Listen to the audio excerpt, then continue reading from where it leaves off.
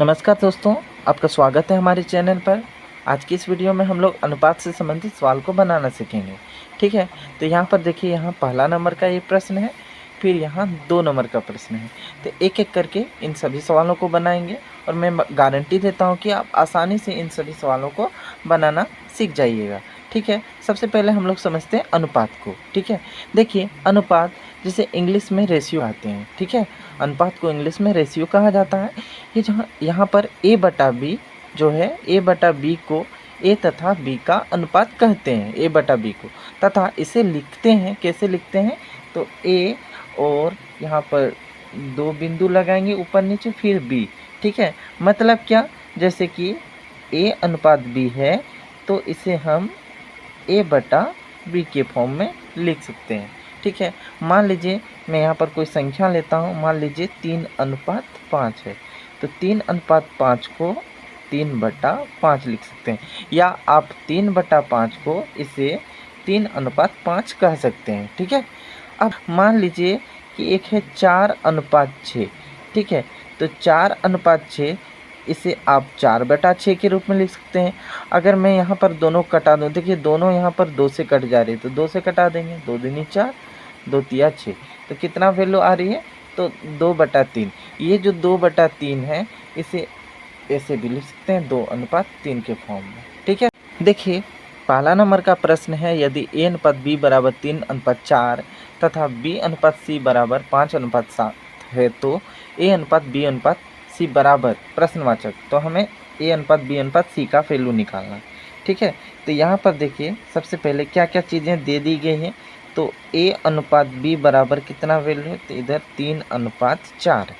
ठीक है, और b अनुपात c बराबर इधर 5:7 है। ठीक है, हमें इसका वैल्यू निकालना a अनुपात b अनुपात c का। तो देखिए यहाँ पर हम a अनुपात b अनुपात c लिखेंगे। ठीक है, यहाँ देखिए a अनुपात b बराबर कितना है, 3:4 है, तो देखिए a का छेद में 3 लिखेंगे, 3 अनुपात, और b के छेद में 4। ठीक है, इधर a अनुपात b बराबर 3:4। अब देखिए इसके बाद इधर क्या है, b अनुपात c बराबर 5:7, तो देखिए b कहाँ पर है, इस जगह पर b है, b अनुपात c में कितनी है, तो 5:7, तो b के जगह हम 5 लिखेंगे अनुपात, और c के स्थान पर 7 लिखेंगे। फिर हमें ऐसे कर देना, एक लकीर खींच देना है। अब देखिए हमें यहाँ पर कैसे बनाएंगे, देखिए यहाँ पर तो खाली जगह है ना, खाली जगह है ना, तो मान लीजिए कि मैं इधर से धक्का देता हूँ, तो इधर से मैं इस पूरे को धक्का दूंगा, तो ये 4 इधर हो जाएगी ना, तो 4 इधर जो हो जाएगी, तो इसको हम यहाँ पर लिख देंगे कि ये 4 इधर होगी, इधर से धक्का दी, ये 4 जो है इधर आ गई। ठीक है, इधर से यहाँ खाली जगह था, तो इधर से धक्का दी, यहाँ 4 आ गया। अब यहाँ पर देखिए इस जगह पर खाली है, इस जगह पर खाली, तो हम इधर से धक्का देंगे, तो ये 5 यहाँ पर आ गए, मान लीजिए ये 5 यहाँ पर आ गए। ठीक है, अब देखिए अब कुछ ऐसा हुआ, अब हमें क्या करना है, नीचे ऊपर या ऊपर नीचे इस तरह से करके हम गुना कर देंगे। ठीक है, 4 सत्ते ये 28 हो जाएगी, अनुपात इधर 4×5 20, अनुपात इधर 3×5 15, मतलब a अनुपात b अनुपात c का जो वैल्यू जो आ रही है वो कितनी, तो 15:20:28। ठीक है, ये इसका वैल्यू आ गया, यही इसका आंसर है। ठीक है, a अनुपात b अनुपात c का कितना, तो 15:20:28 माना है। ठीक है, ये 1 नंबर का ये आंसर हो गई। चलिए, आपको ये समझ में नहीं आया, हम फिर से दूसरे नंबर प्रश्न को बनाएंगे तो आप अच्छी प्रकार से समझ जाइएगा। देखिए यहाँ पर a अनुपात b बराबर 5:7 है, और b अनुपात c बराबर 6:11। हमें a अनुपात b अनुपात c का वैल्यू निकालना है, तो क्या करेंगे, सबसे पहले देखिए यहाँ तो एक बार हम a लिखेंगे, a अनुपात b अनुपात c। ठीक है, तीनों को लिखना। अब देखिए a अनुपात b बराबर कितनी है, 5:7, तो a अनुपात b के स्थान पर हम लिखेंगे 5:7। ठीक है, a अनुपात b जिसका मान हमने 5:7 लिखा। अब देखिए b अनुपात c जो है 6:11 है, तो इसे हम नीचे लिखेंगे, b के सीधा में 6 c के जगह सीधा में 11। ठीक है, यहाँ पर एक लकीर खींच देना है नीचे।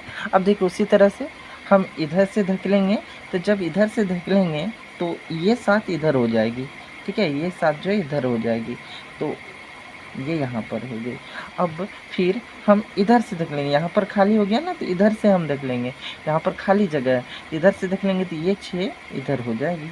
ठीक है, अब हमें क्या करना है, ऊपर नीचे गुना कर देना है। ठीक है, गुना कर देंगे, 7 को 11 से गुना करते हैं तो 77 होती है।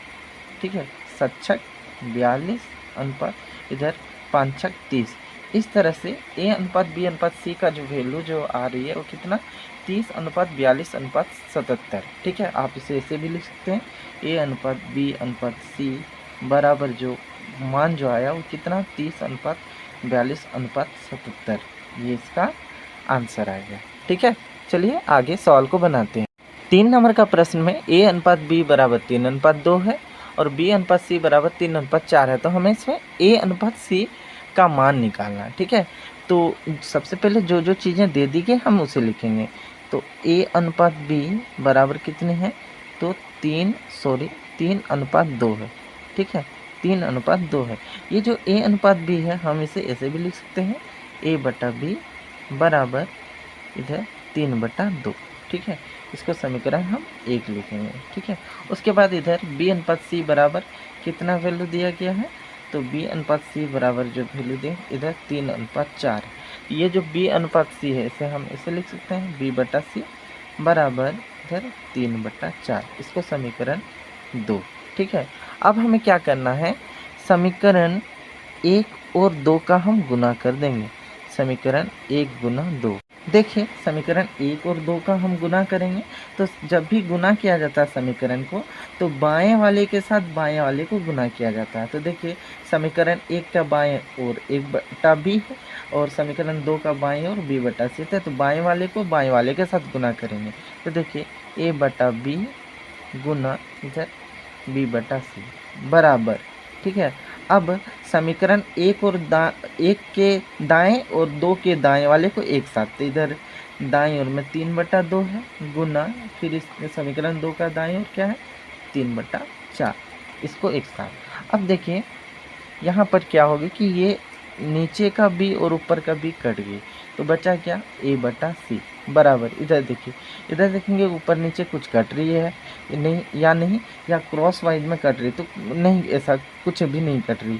तो क्या करेंगे, ऊपर वाली संख्या गुना कर देंगे, बटा लिखकर फिर नीचे वाली संख्या को, तो ऊपर वाली संख्या गुना करते हैं 3 3 9 बटा इधर नीचे वाली संख्या में 2 और 4 इसका गुना करते हैं तो 2 चौक 8। तो ए बटा सी बराबर जो आ रही है वो 9/8। ठीक है, तो हमें इसमें ए अनुपात सी का मान निकालना है। तो ए बटा सी जिसे हम ऐसे लिख सकते हैं, ए अनुपात सी बराबर इधर तब क्या हो जाएगी, तो इधर 9/8। इस तरह से ए अनुपात सी का वैल्यू कितना आया, तो 9/8 माना है, इसका आंसर हो गया। ठीक है, अब हम लोग 4 नंबर प्रश्न को बनाएंगे। 4 नंबर में है, यदि ए का 60% बराबर बी का 3/4 हो तो ए अनुपात बी बराबर, यहाँ प्रश्नवाचक, तो हमें ए अनुपात बी का मान निकालना है। ठीक है, तो यहाँ पर क्या दिया गया है, दिया गया है कि ए का 60% जो है वो कितना है, बी का 3/4 के बराबर है। देखिए ए का अर्थ गुना होती है, ये जो 60% है 60% को 60/100 के रूप में लिखते हैं। ठीक है, बराबर इधर बी का अर्थ गुना इधर 3/4। देखिए ऊपर का 1 0 नीचे का 1 0 कट जाएगी, फिर ये देखिए यहाँ पर दोनों जो है ना 2 से कट जाती है, 6 और 10, तो 2 से कटा देंगे, 2 तिया 6 2 पंचे 10। तो यहाँ जो वैल्यू जो आ रही है ए गुना इधर 3/5 बराबर इधर बी गुना 3/4, कुछ ऐसा वैल्यू आ रही है। अब देखिए ए गुना 3, इसे 3a लिख सकते हैं बटा 5 बराबर बी गुना 3 से 3b/4। अब हमें क्या करना है, संख्याओं को एक तरफ कर देंगे और यहाँ इंग्लिश का जो अक्षर है, अंग्रेजी अक्षर है, उसे एक तरफ करेंगे। ठीक है, एक और करना है, तो देखिए ये जो ए है, ठीक है, ये तो ऊपर में ही है तो ए लिखेंगे। अब यहाँ 3 और बी के बीच में गुना हुई, जब इस बी को हम इस ओर लाएंगे, ठीक है, अंग्रेजी के अक्षर को एक तरफ करेंगे तो इधर गुना हुई ना, जब बराबर के दूसरे इस ओर लाएंगे तो ये भाग हो जाएगी, जिससे नीचे हो जाएगी, ए बटा बी के फॉर्म में, ये नीचे होगी भाग के रूप में। ठीक है, अब देखिए ये 3/4 तो ये अपने ही ओर है, ठीक है, बराबर की अपनी ही हो रहे। अब हमें क्या करना है, इधर वाली जो संख्या है इसे इस ओर लाना है। तो देखिए गुना का साइन लेंगे, ये जो 5 इधर भाग हुई है जब बराबर के दूसरे में लाएंगे ना ये गुना हो जाएगी, ठीक है। और 3 जो इधर में गुना हुई है जब बराबर के दूसरे लाते हैं तो ये भाग हो जाएगी, जिसे नीचे लिखेंगे, ठीक है। अब देखिए ऊपर का 3 और नीचे का 3 कट गया तो कितना माना, a/b बराबर जो वैल्यू जो आ रही है 5/4 मान आ रही है, ठीक है।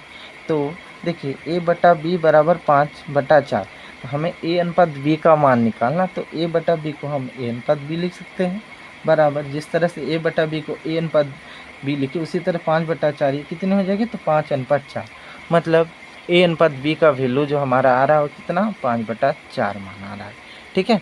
तो उम्मीद करता हूँ कि आपको इस तरह के सवाल समझ में आ गई होगी। तब तक के लिए इतना है, देखने के लिए धन्यवाद।